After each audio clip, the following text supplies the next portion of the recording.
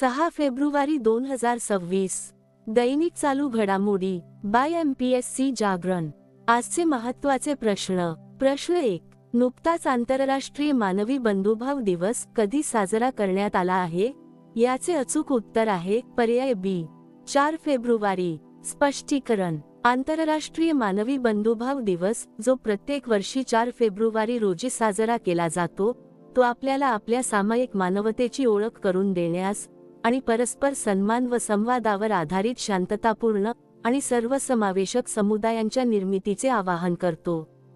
हा दिवस आठवण करून देतो की आपण सर्व एकाच मानवी कुटुंबाचे सदस्य आहोत, संस्कृती आणि श्रद्धेमध्ये वैविध्यपूर्ण, प्रतिष्ठेमध्ये समान, आणि जेव्हा आपण संशयाऐवजी सन्मानाची निवड करतो तेव्हा अधिक सशक्त होतो.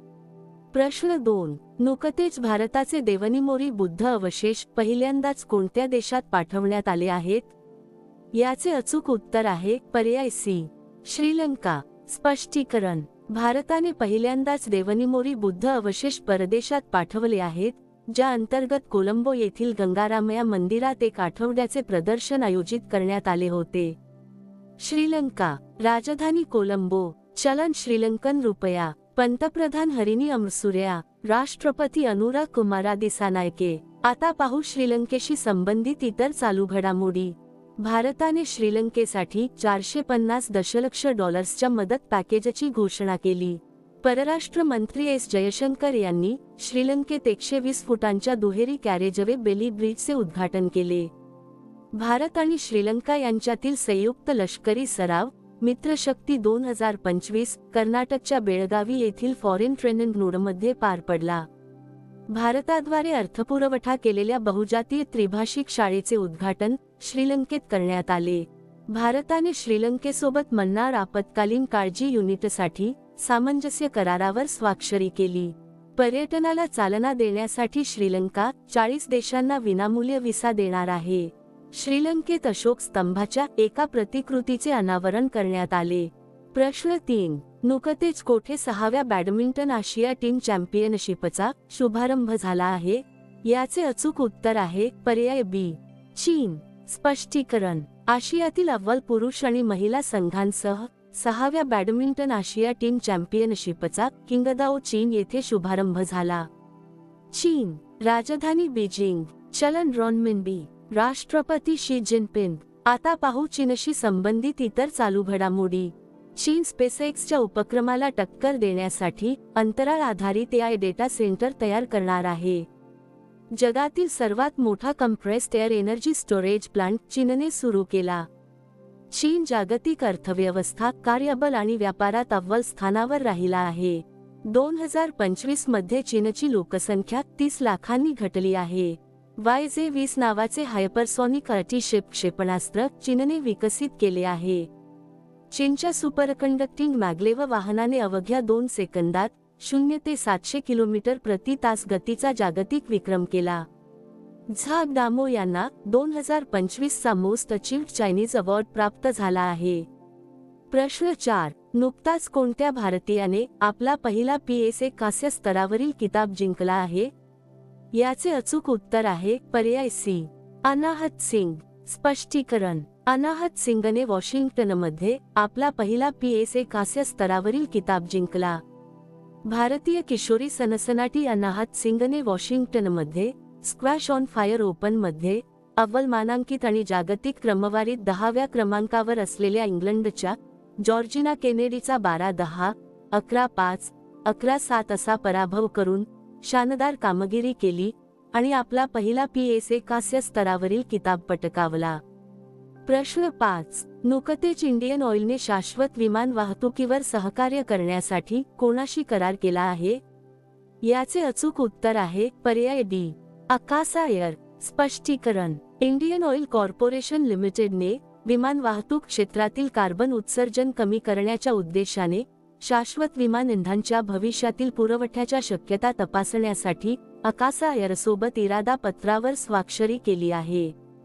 प्रश्न 6. नुकतेच भारतीय नौदलाचे शीड सराव जहाज INS सुदर्शिनी लोकायन 26 प्रवासांतर्गत कोणत्या बंदरात पोहोचले आहे? याचे अचूक उत्तर आहे पर्याय बी सलालाह, ओमान. स्पष्टीकरण. भारतीय नौदलाचे शीड सराव जहाज INS सुदर्शिनी 2 फेब्रुवारी 2026 रोजी ओमानच्या सलालाह बंदरावर पोहोचले, जो त्याच्या प्रतिष्ठित ट्रान्सओसेनिक प्रवास लोकायन 26 चा पहिला आंतरराष्ट्रीय बंदर कॉल आहे. ओमानमधील आगमन हे जहाजाच्या 10 महिने लांब तैनात कालावधीतील एक महत्त्वाचा टप्पा आहे, ज्याचा उद्देश भारताचा समृद्ध सागरी वारसा प्रदर्शित करणे आणि आंतरराष्ट्रीय सागरी सहकार्याला प्रोत्साहन देणे हा आहे. प्रश्न 7. नुकतेच DRDOने कोठे सॉलिड फ्युएल डक्टेड रॅमजेट तंत्रज्ञानाचे यशस्वी प्रदर्शन केले आहे? याचे अचूक उत्तर आहे पर्याय सी, ओडिशा. स्पष्टीकरण. संरक्षण संशोधन आणि विकास संस्थेने 3 फेब्रुवारी 2026 रोजी ओडिशाच्या चांदीपूर किनारपट्टीवरून सॉलिड फ्युएल डक्टेड रॅमजेट तंत्रज्ञानाचे यशस्वी प्रदर्शन केले. हे यश भारताला त्या निवडक देशांच्या विशेष श्रेणीत सामील करते ज्यांच्याकडे हे अत्याधुनिक प्रणोदन तंत्रज्ञान उपलब्ध आहे. या तंत्रज्ञानाद्वारे लांब पल्ल्याच्या हवेतून हवेत मारा करणाऱ्या क्षेपणास्त्रांच्या विकासाचा मार्ग मोकळा होईल, ज्यामुळे भारतीय हवाई दलाची लढाऊ क्षमता आणि सामरिक आघाडीत लक्षणीय वाढ होईल.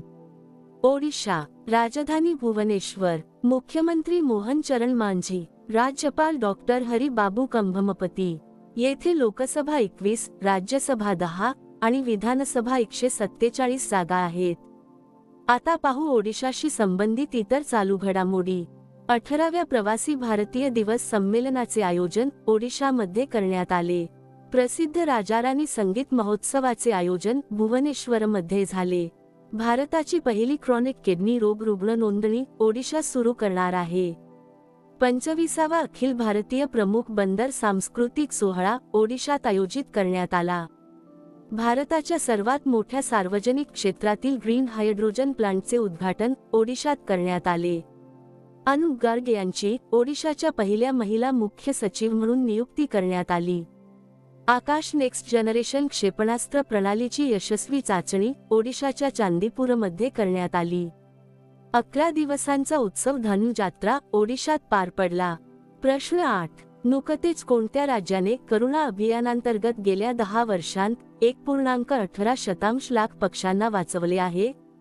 याचे अचूक उत्तर आहे पर्याय सी, गुजरात. स्पष्टीकरण. करुणा अभियान सुरू झाल्यापासून गुजरातमध्ये 1.18 लाखांहून अधिक जखमी पक्ष्यांना वाचवण्यात आले आहे.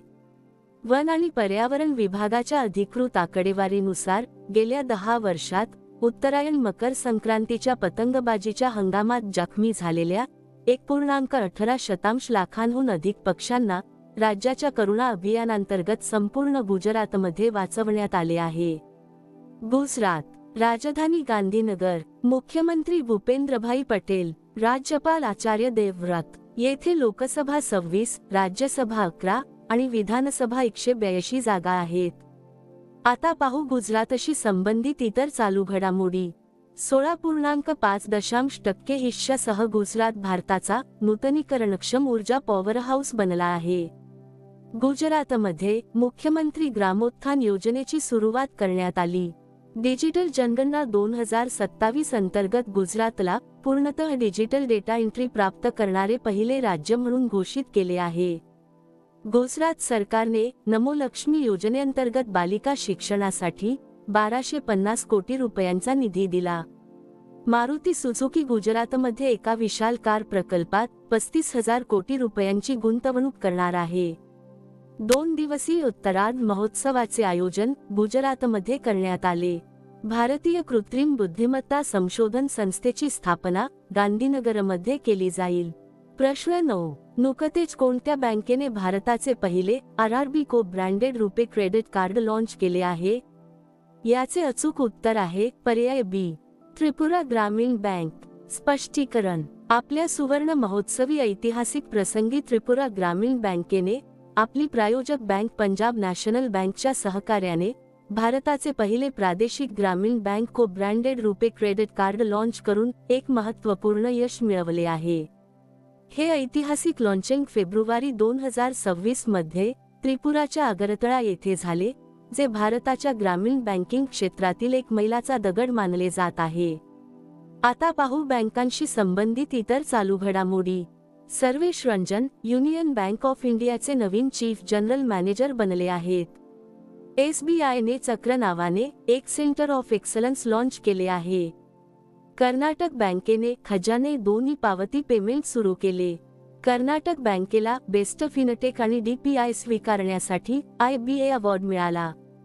IDFC फर्स्ट बँकेने zero forex diamond reserve credit card launch केले आहे.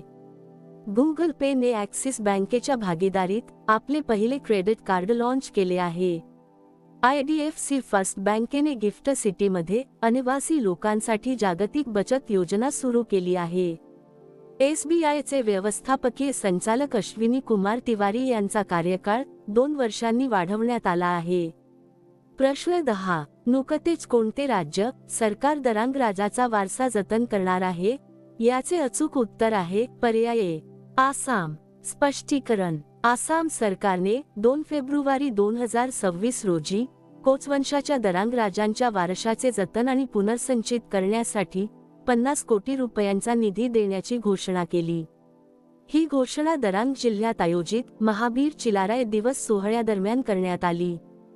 हे पाऊल आसामचा समृद्ध ऐतिहासिक वारसा जपण्यासाठी, स्थानिक राज्यकर्त्यांच्या योगदानाचा सन्मान करण्यासाठी आणि ऐतिहासिक वारसा पर्यटन व सांस्कृतिक अभिमानाचे केंद्र म्हणून विकसित करण्याच्या राज्य सरकारच्या वचनबद्धतेला दर्शवते. आसाम. राजधानी दिसपूर. मुख्यमंत्री हेमंत बिस्वा शर्मा. राज्यपाल लक्ष्मण आचार्य. येथे लोकसभा 14, राज्यसभा 7 आणि विधानसभा 126 जागा आहेत.